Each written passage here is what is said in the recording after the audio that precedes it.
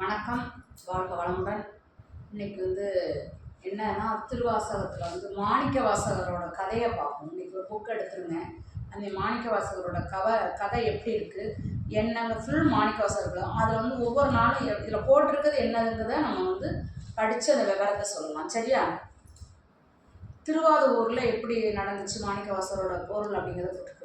அதாவது தமிழ்நாடு காலத்தில் சேர நாடு, சோழ நாடு, பாண்டிய நாடுன்னு சொல்லி 3 நாடுகளாக விளங்கிருச்சு. அதில் பாண்டிய நாட்டில் பழம்பெருமிக்க நாடாக இருக்கும்னு சொல்லியிருக்காங்க. அப்படி இருக்கும்போது தமிழ் வளர்த்த நாடு என்ற புகழ்மிக்க நாடாக விளங்கியது. அந்த நாட்டில் பல வகையான வளங்கள் நிறைந்து செல்வ செழிப்புடன் இருந்திருக்கு. அப்படி இருக்கும்போது அந்த நாடு பல வகையான வளங்கள் நிறைந்தவுடனே சிறந்த ஆட்சி விளங்கிய பொன்னாடாக திகழ்ந்துருச்சுன்னு சொல்லி பேரும் புகழும் பெற்றிருக்கு. அப்படி இருக்கும்போது என்ன செஞ்சிருக்குன்னா, இந்த ஆட்சி விளங்கிய பொன்னாடாக திகழ்ந்தது திருநாட்டிலே திருவாரூர் அப்படின்னு சொல்லி ஒரு பேர் வாங்கிடுச்சு. அப்படி இருக்கும்போது அந்த ஊர் வைகை ஆற்றின் கரையில தான் இருந்திருக்கு. வைகை ஆற்றின் கரையில தான் இருந்திருக்கு. அப்படி இருக்கும்போது திருவாரூரில் சைவ சமய தலைவர்கள் ஒருவர் இருந்திருக்காரு. அவருடைய அருமை பிள்ளையாக பிறந்த பெரும் பாவலராக திகழ்ந்தவர் தான் நமது மாணிக்க வாசகர். சரியா? அப்படி இருக்கும்போது மாணிக்க வாசகருக்கு அவருடைய தந்தையாரிட்ட பெயர் திருவாரூரர் என்பதாகும். அவரோட பெயர் அப்படி இருக்கும்போது அறிவு சுடராக விளங்கிய திருவாரூரர் அறிவு சுடராக விளங்கிய திருவாரூரில் நாளொரு மேனியும் பொழுதொரு வண்ணமுமாக வளர்ந்து வந்திருக்கார் அந்த மாணிக்க வாசகர். அப்படி இருக்கும்போது அவர் உரிய பருவத்தில் அவர் கல்வி கற்க தொடங்கியிருக்கார். கல்வி கற்க தொடங்கின உடனே சமய நூல்களையும் புராணங்களையும் வேதங்களையும் சிவ ஆகம நூல்களையும் கற்று அவர் தேர்ந்தெடுத்திருக்கார். அப்படி கற்று தேர்ந்தெடுத்த உடனே 16 வயது நிறைந்தப்ப அவரோட சமய நூல்கள் மட்டுமன்றி பல மொழிகளையும் தருக்க நூல், அறநூல், அரச நீதி நூல் யாவற்றையும் அறிந்து அவர் வல்லவராக திகழ்ந்திருக்கிறார். எப்படி வல்லவராக அவர் திகழ்ந்திருக்கிறார். அப்படி இது நம்ம எதுக்காக நம்ம படித்ததை சொல்கிறாங்கன்னு நீங்கள் நினைக்கலாம். சிலவங்களுக்கு படிச்சிருக்க மாட்டாங்க, சிலவங்களுக்கு கதையாக சொல்லியிருப்பாங்க. நம்ம புக்கில் இருக்கிறத எப்படியோ அதே மாதிரி தெரிஞ்சால் உங்களுக்கு தெரிஞ்சுக்கிடட்டுமே அப்படிங்கிறதுக்காகத்தான் நம்மளாக சொன்னோன்னு யுகம் இருக்கக்கூடாதுக்காக தான் எனக்கு மனசுக்குள்ளே இருந்தாலும் அதை பார்த்து நம்ம சொல்லும்போது ஒரு தவறுதல் உங்களுக்கு வரக்கூடாது அப்படிங்கிறதுக்காக தான் புக்கை எடுத்து நான் அந்த கதையை படிச்சிடுவேன். அதனால் இருந்தாலும் அதை தெரிஞ்சுக்கிறதுக்காக ஒரு எடுத்து வச்சுட்டு உங்களுக்கு அந்த கதையை பார்த்தோன்னா புக்கில் இருக்க தான் நீங்களும் கன்ஃபார்ம் பண்ணுவீங்க.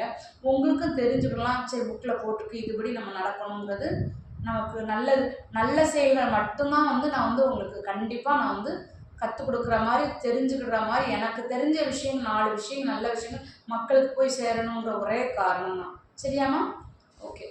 அப்புறம் இளமையிலே பல கலைகளும் சிறந்து விளங்கிய வாதவூரின் பெருமை அப்போது அந்த நாட்டை ஆண்டு வந்த அரிமர்த்தமான பாண்டிய மன்னனின் செவிகளுக்கு போய் வெட்டியிருக்கு.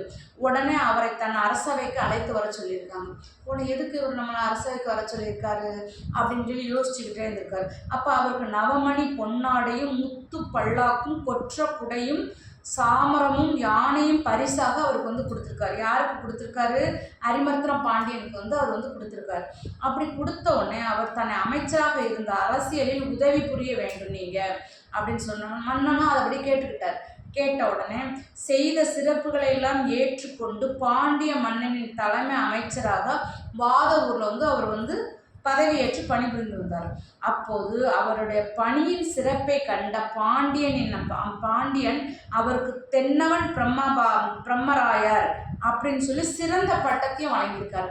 இவ்வளவு செஞ்சும் இனி என்ன செஞ்சிருக்காருன்னா, அவருக்கு அவரோட சிறப்பை பார்த்து அந்த பாண்டியன் அவருக்கு கொடுத்த பட்டம் தென்னவன் பிரம்மராயர் என்ற சிறந்த பட்டத்தையும் அவருக்கு கொடுத்துருக்காரு. அப்படி இருக்கும்போது அமைச்சராக பணி புரிந்தாலும் வாதவூர் மனம் மெய்ப்பொருளை ஆராய்வதிலே அவர் பற்று மிகுந்திருக்கிறார்.